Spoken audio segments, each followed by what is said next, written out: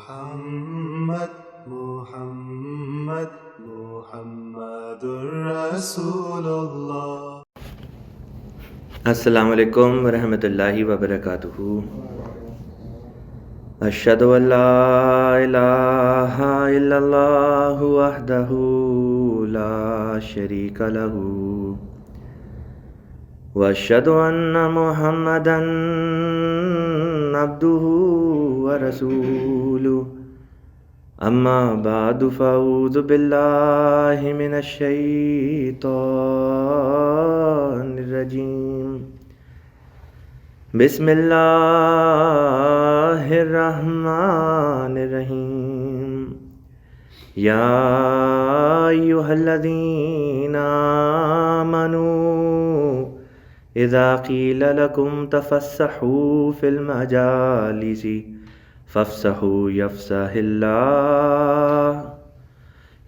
اللہ لکم واذا قیل انشزوا فانشزوا یرفع اللہ الذین آمنوا منکم والذین اوتوا العلم درجات واللہ بما تعملون خبیر۔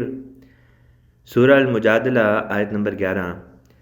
اے لوگو جو ایمان لائے ہو، جب تمہیں یہ کہا جائے کہ مجلسوں میں دوسروں کے لیے جگہ کھلی کر دیا کرو تو کھلی کر دیا کرو، اللہ تمہیں کشادگی عطا کرے گا، اور جب کہا جائے کہ اٹھ جاؤ تو اٹھ جایا کرو، اللہ ان لوگوں کے درجات بلند کرے گا جو تم میں سے ایمان لائے ہیں، اور خصوصاً ان کے جن کو علم عطا کیا گیا ہے، اور اللہ اس سے جو تم کرتے ہو ہمیشہ باخبر رہتا ہے۔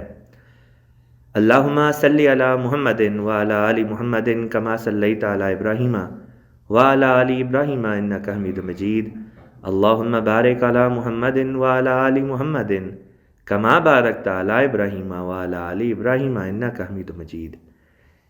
اذا انتہى احدکم الی المجلس فلیسلم فاذا اراد ان یقوم فلیسلم فلیست الاولی باحق من آخرہ۔ ہمارے سید و مولا حضرت محمد مصطفیٰ صلی اللہ علیہ وسلم نے بیان کیا ہے، جب تم میں سے کوئی شخص مجلس میں آئے تو سلام کہے، اور جب کھڑے ہونے کا ارادہ کرے تو سلام کہے، کیونکہ پہلا سلام دوسرے سلام سے زیادہ افضل نہیں۔ نیز فرمایا، من جلس فی مجلس فکثر فیہ لغطہ فقال قبل ان يقوم من مجلسه ذلك سبحانك اللهم وبحمدك اشهد ان لا اله الا انت استغفرك واتوب اليك الا غفر له ما كان في مجلس ذلك، کہ جو شخص کسی ایسی مجلس میں بیٹھا ہو جس میں لغو اور بیکار باتیں ہوتی رہیں، اور اس نے اس مجلس سے اٹھنے سے پہلے یہ دعا مانگی کہ اے میرے اللہ، تو پاک ہے، تیری حمد بیان کرتے ہوئے میں یہ گواہی دیتا ہوں کہ تیرے سوا اور کوئی معبود نہیں، تجھ سے بخشش طلب کرتا ہوں، تو اللہ تعالیٰ اس کے اس قصور کو معاف کر دے گا جو اس مجلس میں بیکار اور لغو باتوں میں شامل رہنے کی وجہ سے اسے سرزد ہوا۔ فرمایا کہ خیر المجالس اوسعها، بہترین مجالس وہ ہیں جو کشادہ اور فراخ ہوں اور لوگ کھل کر بیٹھ سکیں، یعنی تنگ ہو کے نہ بیٹھیں بلکہ کھل کے بیٹھیں۔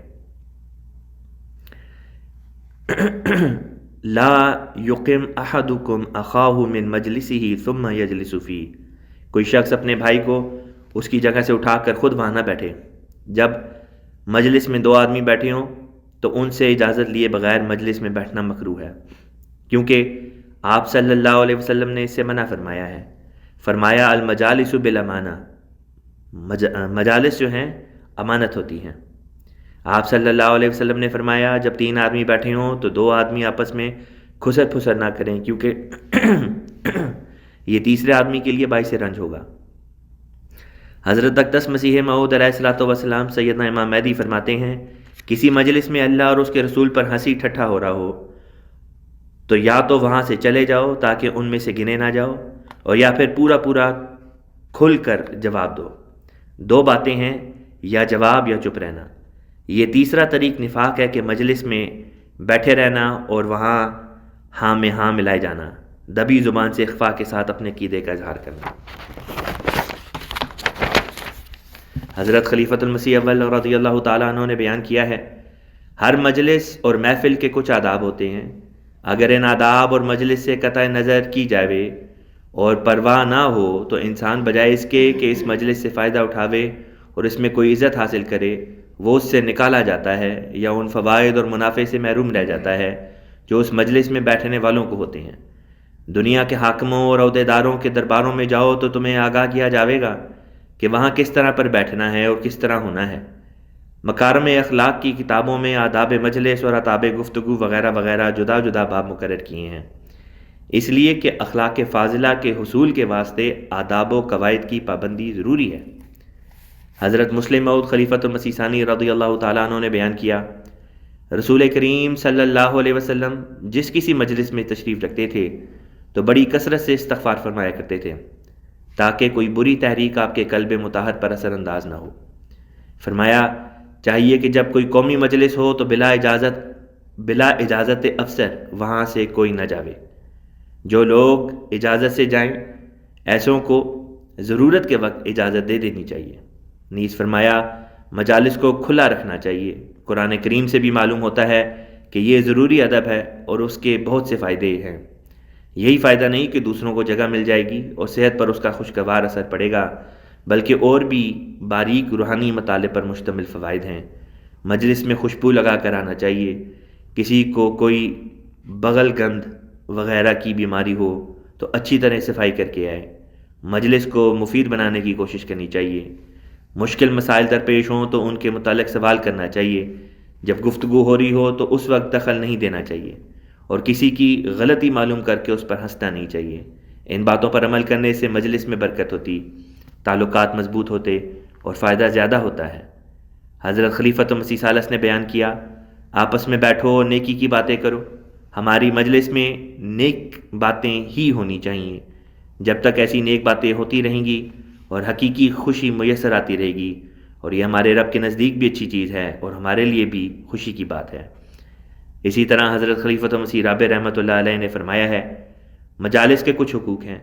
مجالس میں جہاں بعد میں نماز ہوتی ہے اس جگہ میں جب انسان بیٹھتا ہے تو وہ اپنے آپ کو روکے رکھنے پر مجبور ہوتا ہے۔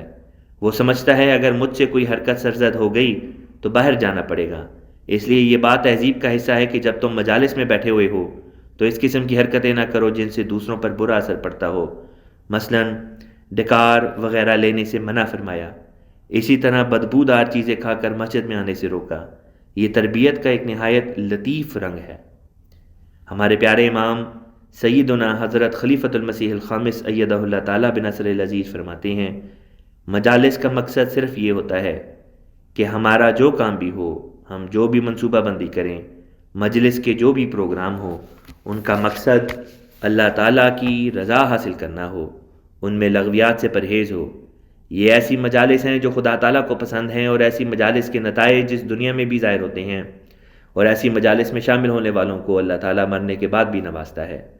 بس ایک مومن کا کام ہے، چاہے اس کے گھر کی مجلس ہے، بیوی بچوں کے ساتھ ہے یا گھر سے باہر کی مجالس ہیں، ان میں اس کی یہ کوشش رہے کہ ہم نے اللہ تعالیٰ کی رضا کو کس طرح حاصل کرنا ہے اور اپنی روحانیت کو کس طرح سنبھالنا اور بہتر کرنا ہے، اپنی اور مومنوں کی حالت کو کس طرح بہتر کرنا ہے۔ ایک مومن کی بظاہر دنیاوی مجالس بھی اللہ تعالیٰ کے ذکر سے خالی نہیں ہوتی۔ ایک مومن کی بظاہر دنیاوی مجالس بھی اللہ تعالیٰ کے ذکر سے خالی نہیں ہوتی۔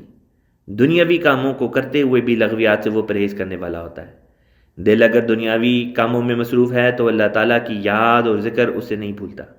مومن کی دنیاوی کاموں کی مجالس میں بھی دھوکہ اور دوسروں کے حقوق غصب کرنے کے لیے باتیں نہیں ہوتی، چاہے وہ دنیاوی کام کر رہا ہے، جیسا کہ آج کل کی سیاسی اور دنیا داروں کی مجالس میں باتیں ہوتی ہیں، بلکہ اللہ تعالیٰ کے خوف اور تقوی کو ہر وقت مد نظر رکھا جاتا ہے، اور یہی ایک مومن سے توقع رکھی جاتی ہے کہ ان باتوں کو وہ ہر وقت مد نظر رکھے۔ قرآن کریم میں بھی اللہ تعالیٰ نے مومنوں کو جو مجالس کے بارے میں ہدایت فرمائی ہے وہ یہی ہے کہ مومنوں کی مجالس سرکشی اور بغاوت سے پاک، گناہوں سے پاک، رسول کی نافرمانی سے بچنے والی اور تقوی پر چلنے والی ہونی چاہیے۔ فرمایا یاد رکھو کہ شیطان کی فطرت میں ہے کہ اس نے تمہاری دشمنی کرنی ہی ہے، اس لیے تمہیں چاہیے کہ اپنے گھر میں اپنی بیوی بچوں کے ساتھ مجلس لگا کر بیٹھے ہو، یا اپنے خاندان کے کسی فنکشن میں اکٹھے ہو، یا کاروباری مجلس میں ہو، یا دینی مجلس میں ہو، ذیلی تنظیموں کے اجلاسوں میں ہو یا اجتماعات میں ہو، جہاں بھی تم ہو کوئی ایسی بات کرو گے جو دل کو جلانے والی ہو، کسی بھی قسم کی تنزیہ بات ہو، یا تم اس مجلس کے آداب اور اصولوں کی پابندی نہیں کر رہے، تو ضرور وہاں فساد پیدا ہوگا، اور شیطان یہی چاہتا ہے۔ اس لیے اگر تم صحیح مومن ہو تو اپنی زبان سے اور اپنے عمل سے اس فساد سے بچنے کی کوشش کرتے رہو۔ اللہ تعالی ہمیں مجالس کے آداب کو سمجھنے اور مجالس میں ان کا خیال رکھنے کی توفیق عطا فرمائے، آمین۔ وآخر دعوانا ان الحمدللہ رب العالمین۔ محمد رسول اللہ۔